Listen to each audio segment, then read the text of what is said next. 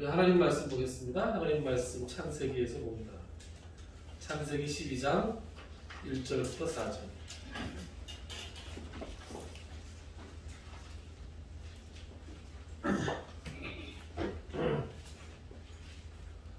성경책에 보면 이런 끈이 있잖아요. 끈으로 창세기 12장 오늘 찾는 데다가 이렇게 하나 딱 걸쳐 놓으시죠. 오늘 성경을 여기저기 좀 찾아볼 겁니다. 여기저기 찾아볼 테니까 언제든지 다시 이쪽으로 돌아올 수 있게 끈을 하나 딱 걸쳐 놓으십시오. 12장 찾으셨죠? 1절부터 4절까지입니다. 구약성경, 제가 가진 성경으로는 구약성경 14페이지, 14페이지. 제일 앞에 있는 성경이죠. 14페이지. 창세기 1장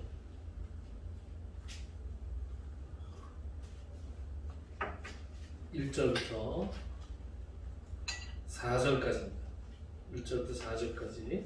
우리 제가 한 절, 여러분들이 한 절, 마지막 4절은 함께 읽도록 하겠습니다. 여호와께서 아브라함에게 이르시되 너는 너의 고향과 친척과 아버지의 집을 떠나 내가 네게 보여줄 땅으로 가라. 내가 서로 큰 민족을 이루게 내게 복을 줘 내 이름을 상대하게 하리니 너는 복이 될지라. 너를 축복하는 자에게는 내가 복을 내리고 너를 저주하는 자에게는 내가 저주하리니 땅의 모든 족속이 너로 말미암아 복을 얻을 것이라 하신지라. 이에 아브라함이 여호와의 말씀을 따라갔고 롯도 그와 함께 갔으며 아브라함이 하란을 떠날 때에 75세였더라. 지난 시간에 믿음은 떠나는 것입니다 라는 주제로 말씀드렸습니다. 아브라함이 하나님으로부터 받은 첫 번째 명령은 떠나는 것이었습니다. 내가 지금 있는 그 자리, 본토, 고향, 친척, 아버지의 집을 떠나서 하나님께서 지시하시는 곳으로 가라 라는 말씀에 순종해서 아브라함이 믿음의 여정을 시작했습니다.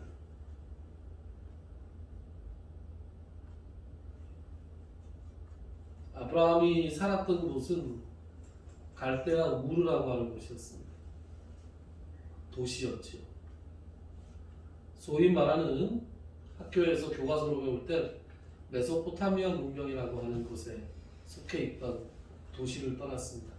여러분, 도시를 떠난다는 것은 오늘날 도시를 떠나는 거하고 좀 다릅니다. 인천을 떠나서, 제가 살고 있는 인천을 떠나서 서울로 이사 오거나 서울을 떠나서 시골로 이사 가는 그런 것과는 조금 다릅니다. 어떻게 다르냐?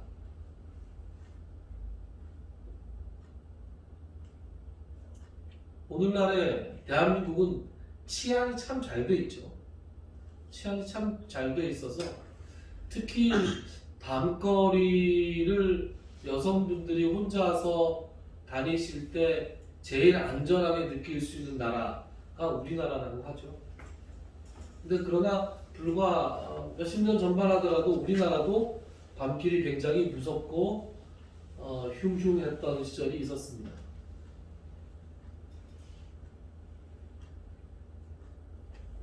이 몇천 년 전에 아브라함 시대에 치안은 어땠을까요? 치안은 치안이라는 말을 쓰기가 무색할 정도로 자기가 살고 있는 동네, 권력자의 힘이 미치고 있는 도시 밖을 떠나는 순간 그 사람은 생명을 장담할 수 없는 그런 처지였습니다. 그러니까 본토 친척 아비의 집을 떠나서 아브라함이 하나님께서 어디로 가라 그랬는데 어디로 가라는 말씀도 안 하시잖아요. 내가 내게 보여줄 땅으로 가라 그러시잖아요. 내가 내게 보여줄 땅으로 가는데 어디로 가라는 말씀은 안 하세요. 그러니까 어디로 갈지도 모르고 일단 떠났는데 그 떠난다는 것은 대단히 비장한 각오를 가지지 않으면 떠나기가 어려웠던 것이죠. 실제로 우리가 나중에 살펴보겠지만 자기가 살던 도시를 떠나게 되는 순간 이 사람은 유랑하는 사람이 되고, 유랑하는 순간 주변의 온갖 족속들이 이 사람을 공격하고 약탈하고 재산을 빼앗고 부인을 빼앗고 이 자신의 목숨까지 빼앗는 일이 허다했습니다. 그러니까 아브라함으로서는 지금 자기가 있는 곳을 떠나는 것이 매우 심상치 않은 그런 각오를 해야 되는 일이었다. 생명을 걸고 자기의 집을 떠나야 하는 것이 없다 라는 것을 말씀을 드릴 수가 있습니다. 그런데 이제 이런 질문을 한번 해보죠. 그럼 하나님이 도대체 무슨 말씀을 하셨기에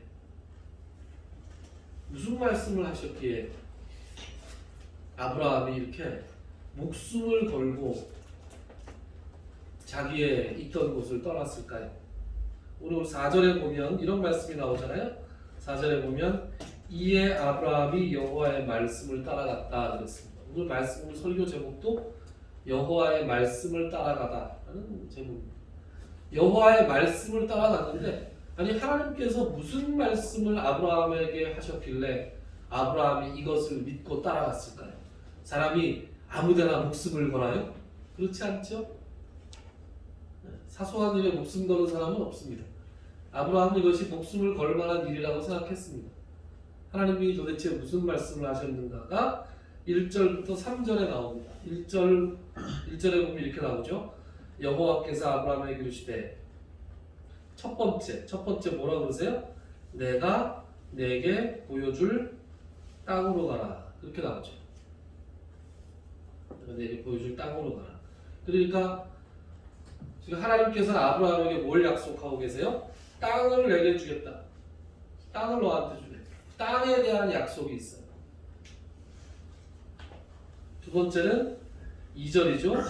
내가 너로 큰 민족을 이루고 내게 복을 주어 내 이름을 창대하게 하리니 너는 복이 될지라. 자, 그러니까 두 번째는 뭐가 나와요? 큰 민족을 이루게 하겠다. 즉 자손에 대한 약속을 하셨습니다.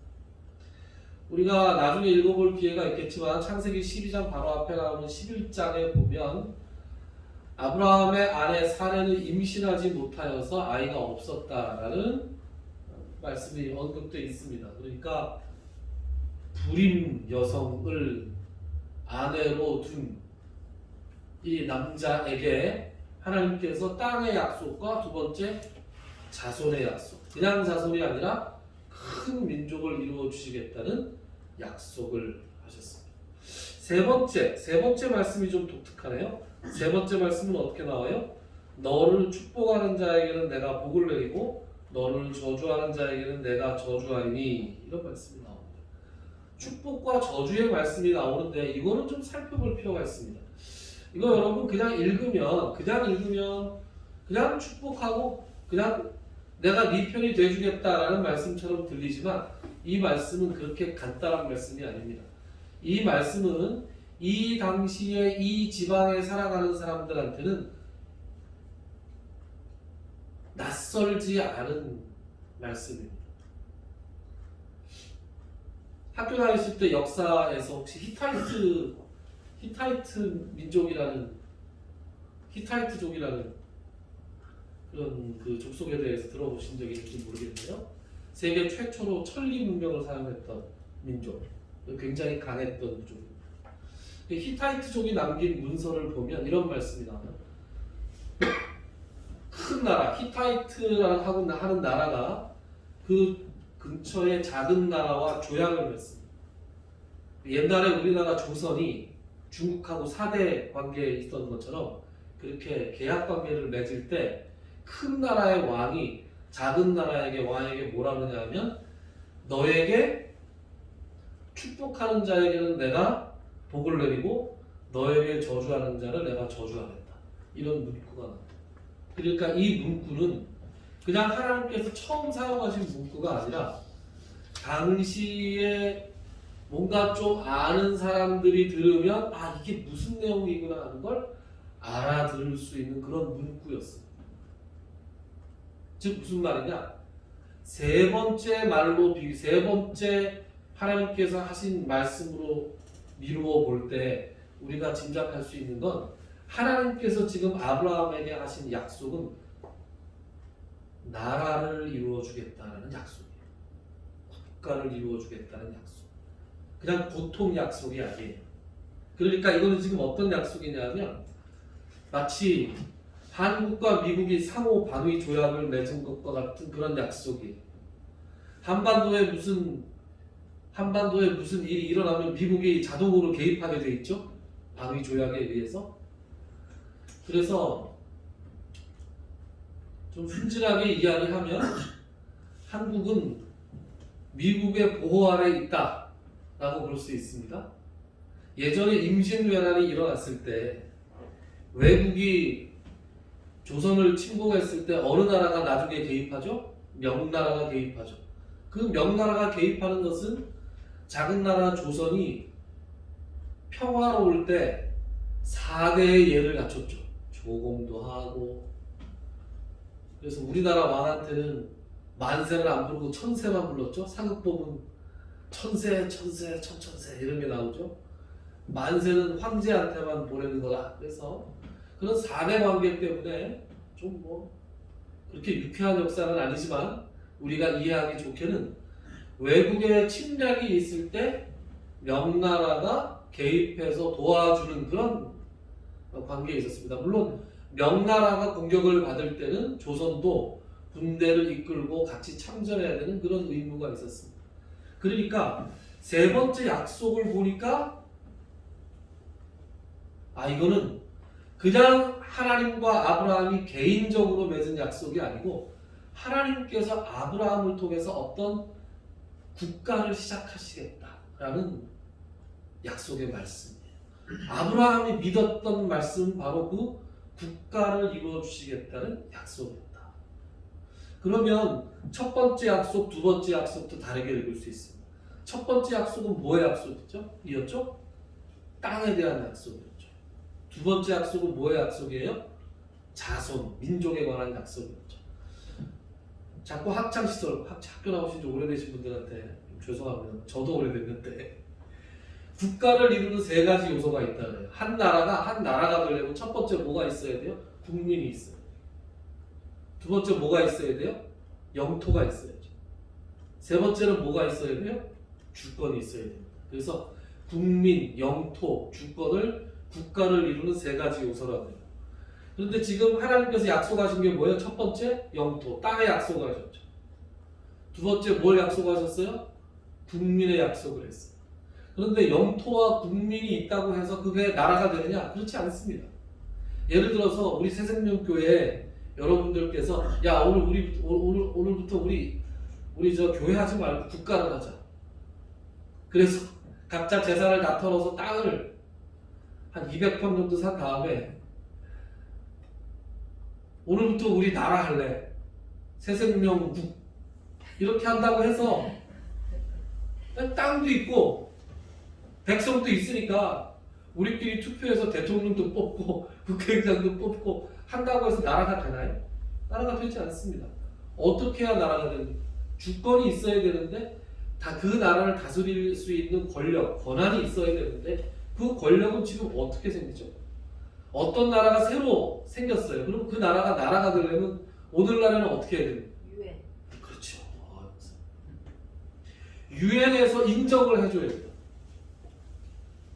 그러니까 우리 같이 한 열댓 명 모여가지고 땅 사고 오늘부터 주가 국가로 선포한다고 해서 유엔에서 인정해주지 않죠. 네, 반역죄로 잡혀가는 수가 있습니다. 그러면 아브라함이 살던 시대에는 어떻게 하면 나라가 나라로서 인정을 받았을까요? 유엔이 있었을까요? 유엔은 없었잖아요. 그 당시에는 강한 나라가 인정을 해줘야 돼요. 센 나라. 뭐 결국 유엔이라는 것도 그런 거잖아요. 센 나라들이 그래 너네들 오늘부터 나라해. 나라할 만큼 크네. 지금 국민과 영토의 약속을 하시고 하나님께서 세 번째로 뭘 약속하세요? 주권을 약속하세요. 그 주권은 주변의 강대국으로부터 인정받는 주권이 아닙니다.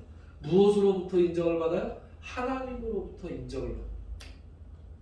하나님께서 땅의 약속, 영토의 약속과 국민에 대한 약속과 그리고 주권에 대한 약속을 해주신 거예요.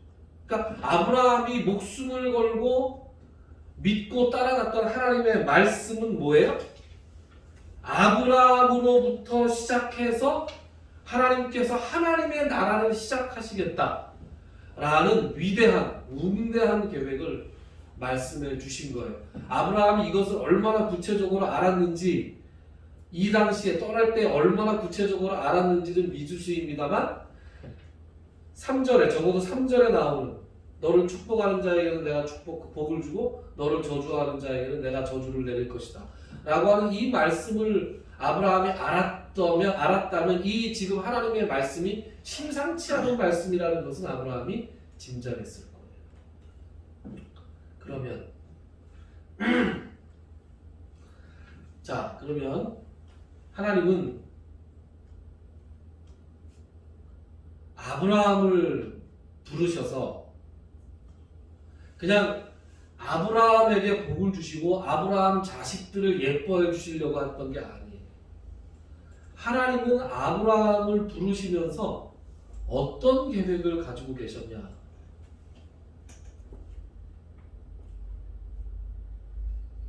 아브라함의 자손들로 이스라엘이라는 나라를 하나 만드는 것이 하나님의 계획과 목표가 아니셨어요. 하나님 그것보다 훨씬 더 크고 원대한 계획을 가지고 계셨습니다. 그 계획을 우리가 알려면 창세기 12장 이전에 나오는 창세기 11장을 좀 살펴봐야 돼요. 11장을 좀 살펴볼까요? 창세기 11장.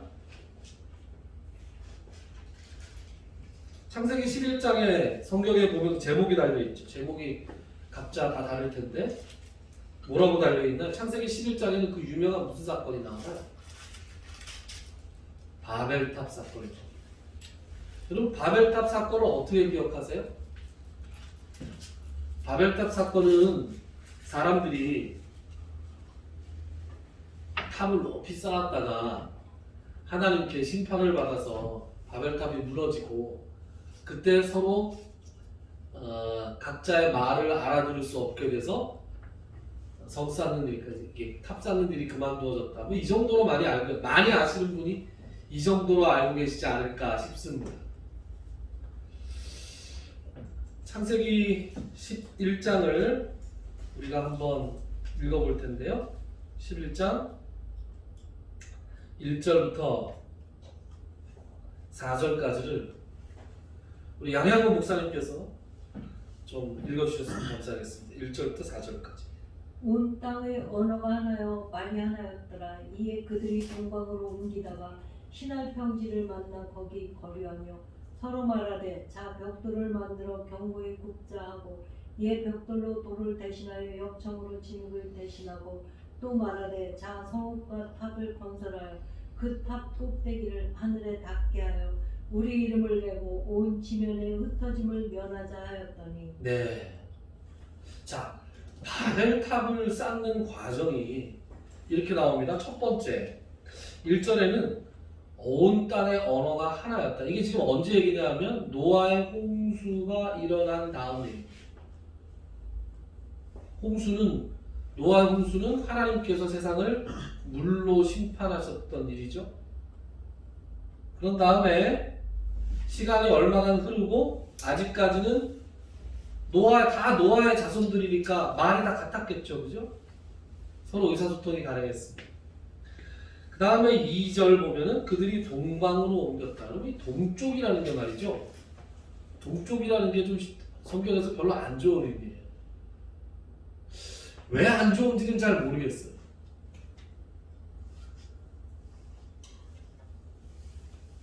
아담과 하와가 에덴 동산에서 쫓겨나고 그리고 그 이후에 가인이 아벨을 죽인 다음에 쫓겨나서 하나님을 떠나서 갔던 곳이 에덴의 동쪽이었습니다. 에덴의 동쪽이라고 하는 소설도 있지 않나요? 영화도 나왔어요. 영화도 나와. 예. 그 에덴의 동쪽이 별로 좋은 곳이 아니에요. 자, 다음 그들이 동방으로 옮기다가 신할 평지를 만났습니다. 이 신할 평지 굉장히 중요한 곳입니다. 평지라는 곳은 좀 더 말하면 평야입니다. 평야. 호남에 가면 빈제평야 이렇게 있듯이 굉장히 비옥한 곳이죠. 그 사람들이 거기에 모여서 살기가 굉장히 좋은 곳이었습니다. 거기 신할 평지에 세워진 나라가 그 유명한 바벨론이라고 하는 나라. 여러분, 바벨론은 악의 도시예요. 악의 제국.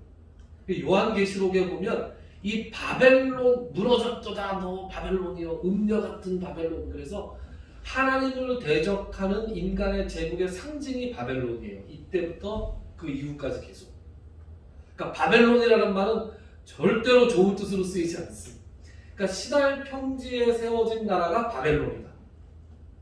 그 다음 3절에 보면 벽돌을 만들어서 돌을 대신하죠. 그리고 역청을 만들어서 진흙을 대신하죠. 뉴 테크놀로지가 생긴 거예요. 새로운 기술이 나와서 하나님의 자연 상태를 인공물로 바꾸어서 획기적인 무슨 발전을 이루어냈습니다. 인간적인 모습으로 볼 때. 그래서 이전에는 생각해내지 못했던 건축이 가능해졌어요. 그래서 그들이 지은 게 뭐냐? 여기 보면 4절 보면 성읍과 탑을 건설했어요. 그러니까 바벨은 탑만 있는 게 아니에요. 처음에 뭐가 있어요? 성읍부터 있습니다. 그러니까 요약을 하면 노아의 홍수 이후의 사람들이 동쪽으로 옮겨가다가 새로운 기술을 개발을 해내고 그것으로 도시를 건설하고 탑을 쌓았습니다. 이게 어디 나오는 얘기냐 하면 홍수 이전에도 이런 일이 있었어요. 수고스럽지만 한번 찾아봅시다. 창세기 4장. 앞으로 조금만 더 가시면 돼요. 창세기 4장.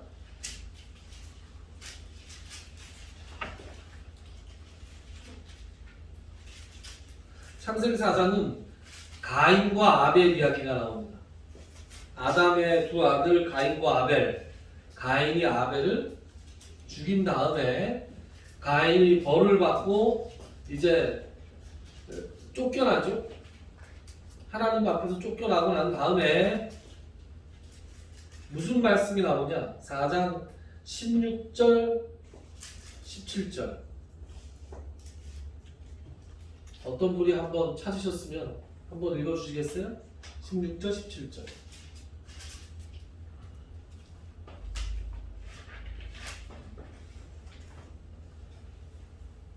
가인이 여호와 앞을 떠나서 에덴 동쪽 노 땅에 거주하더니 아내와 동침하며 그가 임신하여 에녹을 낳은지라. 가인이 성을 쌓고 그의 이름을 아들의 이름으로 성을 이름하여 에녹이라 하니라. 아멘. 자, 가인이 여호와 앞을 떠나서 어디로 갔어요? 에덴 동쪽으로 갔죠, 그죠? 동쪽. 그리고 거기서 한 일이 뭘 건설했어요? 가인이 뭘 쌓았어요? 성을 쌓죠. 여러분, 하나님을 떠난 사람들이 하나님께 순종하고 하나님께 의지해서 살아가지 않고 자신의 힘으로 아둥바둥 거리면서 하나님을 대적하고 살아갈 때 스스로를 보호할 필요가 생기고 그 보호할 필요가 생겼을 때 쌓는 게 뭐예요? 성이에요. 그 원조가 가인이었어요. 그리고 그 후예들답게 이 인간들이 모여서 홍수 이후에 인간들이 모여서 우리가 뭘 하자? 우리가 성읍을 쌓고 탑을 쌓자. 이렇게 얘기합니다. 동쪽으로 가서 성을 쌓는 것에, 즉 바벨론이라는 성읍을 건설하는 것에 주도적인 인물이 누구냐 하면 창세기 10장에 나오는 니므롯이라는 사람입니다. 나중에 제가 지난 시간에 약속했듯이 성경 공부를 하게 되면 좀 더 자세하게 말씀을 드릴게요. 니므롯이라고 하는 사람이 나오는데 이 니므롯의 아버지가 구스예요. 구스는 얼굴이 검다라는 뜻이에요. 오늘날에 어떤 인종인지 좀 짐작이 되시죠? 예. 그런데 구스의 아버지가 누구냐? 함이에요. 그럼 함이 누굽니까? 셈과 함과 야벳, 노아의 세 아들 중에서 아비의 하체를 보고 노아에게 저주를 받아서 함은 그 형제들의 종의 종이 될지니라 이렇게 저주를 받죠. 그 저주받은 함의 아들이 구스, 미스라임은 이집트의 조상들, 이집트, 애굽, 그리고 가나안이 있어요. 그리고 구스의 아들에는 니므롯이 있는데 이 니므롯이 바벨론을 건설한 사람이에요. 그러니까 온갖 악당들이 거기 다 지금 모여 있는 거예요. 그 악당들이 모여서 하나님을 대적하고 있는데, 여러분 창세기에 처음 나오는 게 뭐예요? 천지 창조가 나오죠. 하나님이 천지를 창조하시고 동물과 식물을 창조하시고 그다음에 인간을 창조하신 다음에 인간에게 하신 명령이 뭐예요?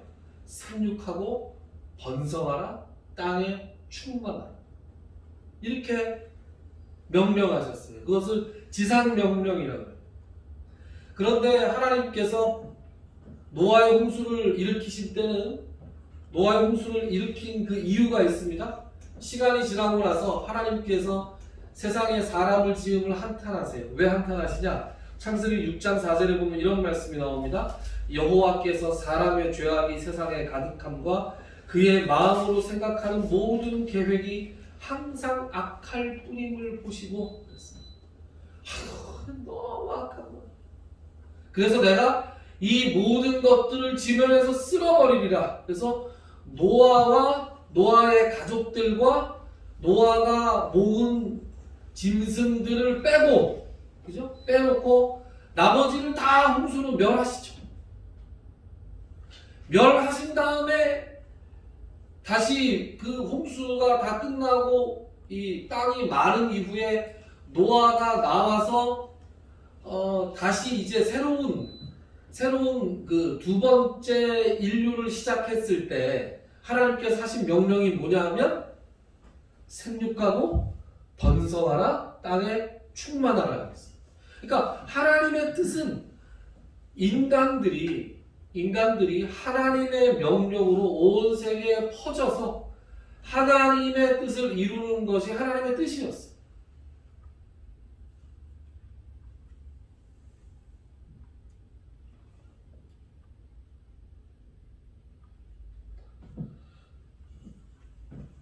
요거 기억하시고 홍수 이후에 하나님이 그런데 다짐을 하시죠. 뭐라고 다짐하시냐? 내가 다시는 세상을 물로 심판하지 않겠다. 그 다짐하시죠. 그런데 홍수 이후에 인간들이 모여가지고 지금 뭘 하고 있어요? 바벨론을 건설하고 있어요. 하나님을 대적하는 성읍을 건설하고 있어요. 하나님을 대적하는 탑을 하늘까지 높이 쌓으려고 하고 있습니다. 그래서 창세기 11장으로 다시 돌아가시면 아까 11장 1절부터 4절까지 읽었죠. 이제 5절부터 한번 보죠. 5절부터 창세기 11장 5절부터 찾으셨나요? 예. 찾으신 분이 5절부터 9절까지를 한번 읽어주십시오. 여호와께서 사람들이 건설하는 그 성과 탑을 보려고 내려오셨더라. 여호와께서 이르시되 이 무리가 한 족속이요 언어도 하나이므로 이같이 시작하였으니 이후로는 그 하고자 하는 일을 막을 수 없어지려다. 자, 우리가 내려가서 거기서 그들의 언어를 혼잡하게 하여 그들이 서로 듣지 못하게 하자 하시고 여호와께서 거기서 그들을 온 지면에 흩으셨으므로 그들이 그 도시를 건설하기를 그쳤더라. 그러므로 그 이름을 바벨이라 하니 이는 여호와께서 거기서 온 땅의 언어를 혼잡하게 하였음이라. 여호와께서 거기서 그들을 온 지면에 흩으셨더라. 아멘. 자, 네. 어떤 하나님께서 자 보세요. 이 하는 생각이 다 악할 뿐인 이 인간들이 모여서 지금 하나님을 대적하고 있어요. 바벨론이라는 인간의 제국, 최초의 인간 제국을 만들었어요. 강력한 나라를 만들었습니다. 그때 하나님께서 심판을 하셔야 되는데 이놈들을 혼내주셔야 되는데 어떻게 혼내주셔요? 홍수로는 내가 사람을 멸하지 않기로 작정을 하셨으니까 이제 하나님께서는 다른 방법으로 이들을 심판하십니다. 그때 5절이나 7절에 반복해 있는데요. 첫 번째 어떤 사건이 나오냐면 하나님이 내려오세요. 하나님이 내려오십니다. 두 번째 뭘 하세요? 그들의 언어를 혼잡하게 만드십니다. 하나님의 강림. 두 번째는 언어를 혼잡하게 하심. 그래서 세 번째 결국은 그들을 흩으세요. 인간의 제국을 붕괴시키는 것이죠. 그런데 말이죠. 놀라운 것은 이 하나님이 내려오시는 사건이 신약에도 나오더라고요. 신약 성경 어디에 하나님이 내려오실까요? 예수님 성육신 말고 신약 성경에 하나님이 내려오시는 성육신 말고 또 뭐가 있죠? 오순절에 성령님이 강림하시죠. 자, 요거 요대로 빨리 이렇게 끌어놨다 놓고 어디로 가시냐면 사도행전으로 한번 가보겠습니다. 사도행전 2장으로 한번 가보겠습니다.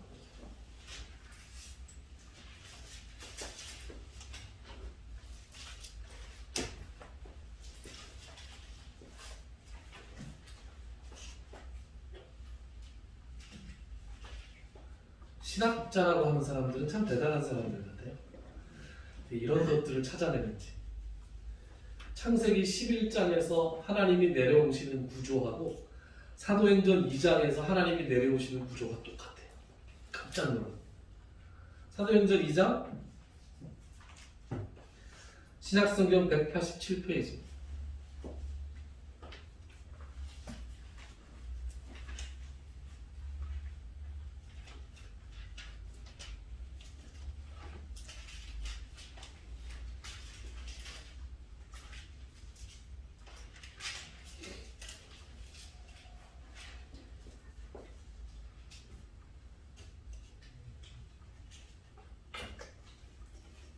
찾으셨나요? 예. 사도행전 2장 1절부터 제가 읽을 건데요. 사도행전 2장 1절은 성령이 강림하시는 겁니다. 여러분 삼위일체 하나님의 제3위 성령 하나님이 강림하시는 겁니다. 성령 하나님이 강림하시는데 2장 1절부터 이렇게 나옵니다.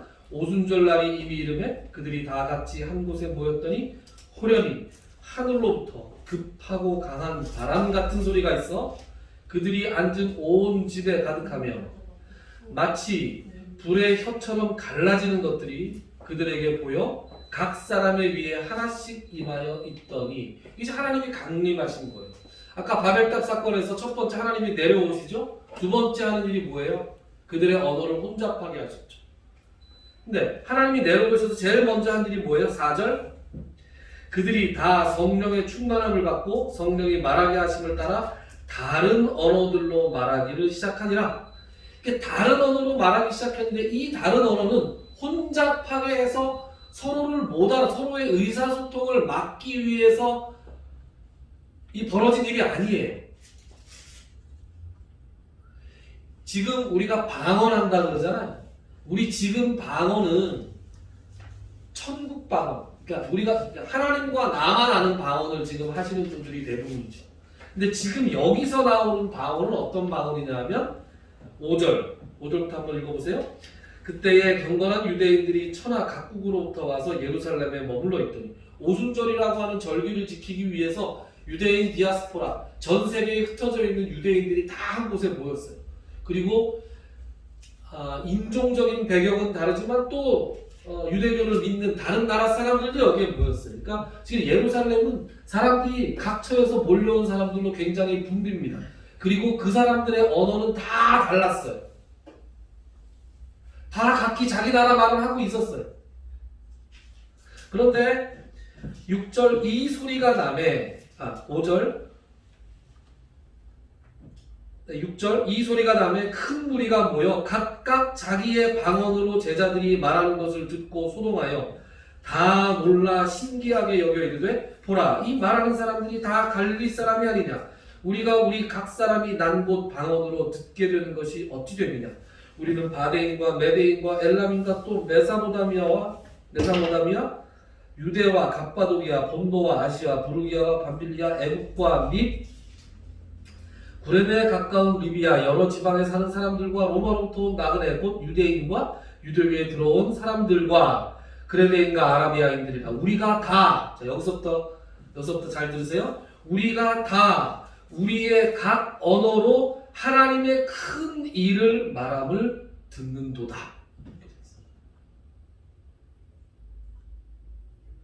여러분 하나님의 큰 일을 말하는데 무슨 말을 했을까요?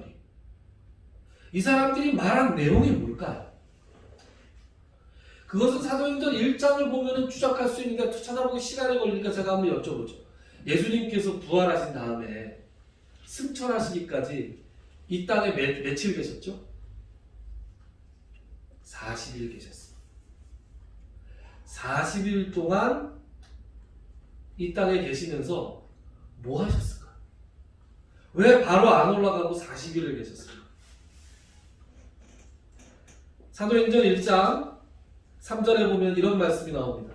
그가 고난받으신 후에 또한 그들에게 확실한 많은 증거로 친히 살아계심을 나타내사 40일 동안 그들에게 보이시며 하나님 나라의 일을 말씀하시니라 그랬어요.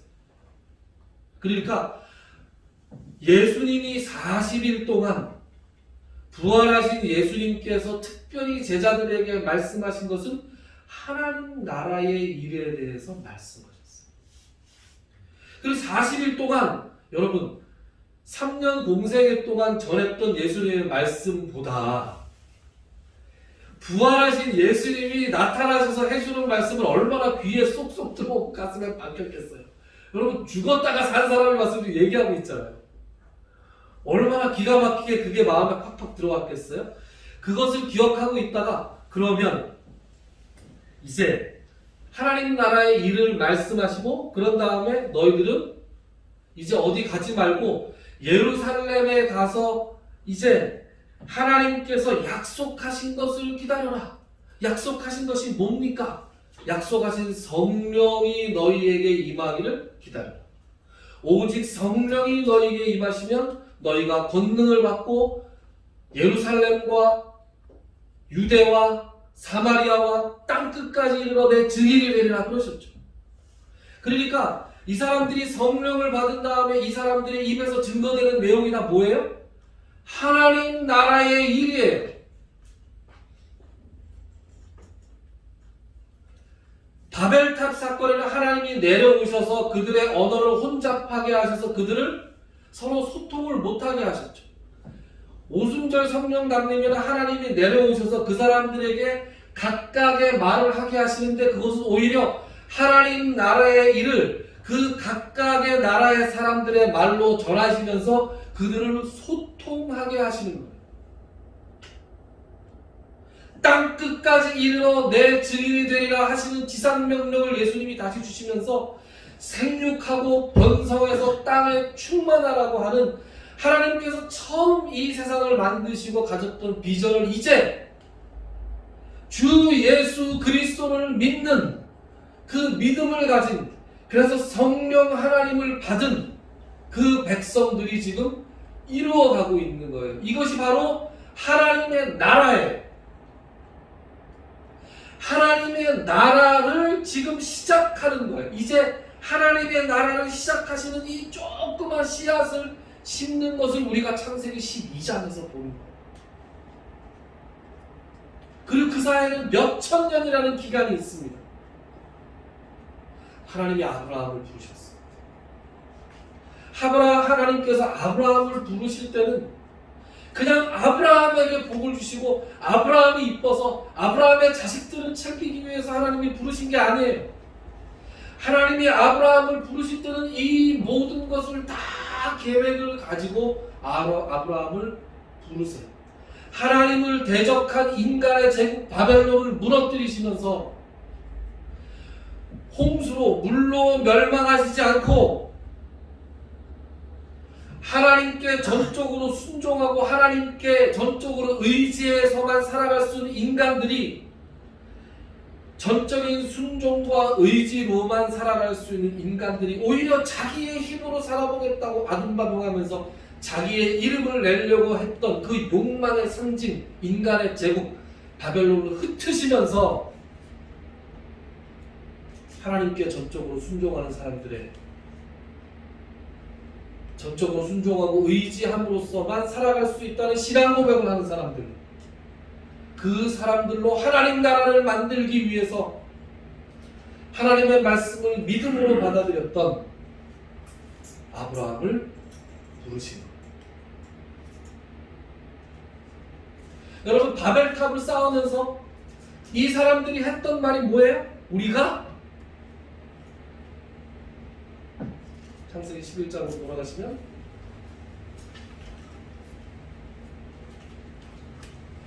창세기 11장에서 그들이 4절에 이런 말씀 나오죠. 성읍과 탑을 건설하여 그 탑 꼭대기를 하늘에 닿게 하여 우리 이름을 내고, 자 뭐라고 해요? 온 지면에 흩어짐을 멸하자. 하나님께서는 흩어지라 하셨는데 이들은 모이려고 했어요. 하나님은 하나님의 이름을 찬양하라고 했는데 이들은 자기의 이름을 내려고 했어요. 그러니까 그들은 하나님의 심판을 면할 수가 없었고, 지금 그들의 이름을 내려고 했던, 자신들의 이름을 내려고 했던 그 사람들의 이름은 어디에도 없는 거예요. 저는 오늘 여러분들에게 그것이 얼마나 전달됐는지는 잘 모르겠으나 이 말씀을 묵상하고 이 말씀을 전할 생각을 하면서 일주일 내내 가슴이 쿵쾅쿵쾅 뛰었어요. 그리고 오늘 목사님께서 기도하실 때 인간의 지혜로는 깨달을 수 없는 하나님의 비밀을 증거하고 깨닫게 해달라고 기도하실 때 정말로 또 마음이 뛰었어요. 하나님께서 아브라함을 부르시면서 가지셨던 이 원대한 계획에 우리가 지금 씨앗을 보고 있는 거예요. 내가 너에게 땅을 줄 것이고 너에게 자손을 줄 것이고 너를 축복하는 자에게 복을 주고 저주하는 자에게 저주를 할 것이다 라는 이 말씀을 하시면서 하나님께서는 하나님의 대적하는 인간의 제국을 무너뜨리고 하나님의 백성들을 아브라함의 이름으로 모으시려는 계획을 하셨습니다. 그리고 그 계획에 따라 지금 우리가 여기 앉아 있는 거예요. 몇천 년의 세월과 어마어마한 공간을 뛰어넘어서 하나님의 계획 가운데 하나님이 우리를 부르셨고 아브라함과 그의 자손 예수 그리스도의 이름으로 우리를 부르셔서 하나님의 나라와 하나님의 백성을 삼으셨습니다. 저는 여러분들이 이 비밀을 깨달으시기를 주님의 이름으로 축원합니다. 그 비밀을 깨달은 그 믿음 가운데 거하시고, 그러므로 우리가 모든 족속이 아브라함을 통해서 복을 받을 것이라는 하나님의 말씀이 어떤 것인지 비로소 깨닫는 그런 깨달음이 있으시길 바랍니다. 믿음의 조상 아브라함, 하나님의 말씀을 단순히 믿고 순종했던 그 믿음으로 우리도 아브라함의 자손, 하나님이 기뻐하시는 하나님 나라의 백성이 되었습니다. 우리의 지위를 다시 한번 확인하며 우리의 믿음이 어떠한 하나님의 계획과 사랑과 섭리 가운데 우리에게 전해졌는지 말씀을 통해서 깊이 깨달으며 감사하며 하나님 나라의 백성답게 살아가는 저와 여러분들이 될 수 있기를 주님의 이름으로 축원합니다. 기도합시다. 하나님, 아브라함을 부르시면서 하나님께서 가지셨던 그 놀라운 계획과 비전을 우리가 말씀을 통해서 확인하게 하시니 참으로 감사합니다. 그 마음에 하는 생각이 다 악할 뿐인 인간의 제국을 멸하시면서 아브라함을 통해 아브라함의 자손인 예수 그리스도를 통해 하나님께 전적으로 의지하며 순종하는 믿음의 사람들을 부르기를 기뻐하신 하나님, 그 기뻐하신 가운데 우리를 불러주시고 우리가 지금 이 자리에 앉아있게 하시니 참으로 감사합니다. 지금부터 천국 가는 그날까지 하나님 나라의 백성으로 하나님 나라의 일원으로 당당하고 지혜롭고 하나님께 전적으로 순종하며 하나님의 뜻을 이 땅에서 이루어 나가는 도구가 될 수 있도록 우리 한 사람 한 사람을 붙들어 주시옵소서. 이제는 우리 주 예수 그리스도의 무한하신 은혜와 하나님 아버지의 지극하신 사랑하심과 성령님의 감동, 감화, 교통 충만하신 것을 오늘 이 자리에 나와 예배드리고 돌아가는 모든 성도님들 머리 위에 그들의 가정과 그들의 하는 모든 사역, 특별히 그들의 환부 위 이제로 영원토록 함께 있을지어다. 아멘.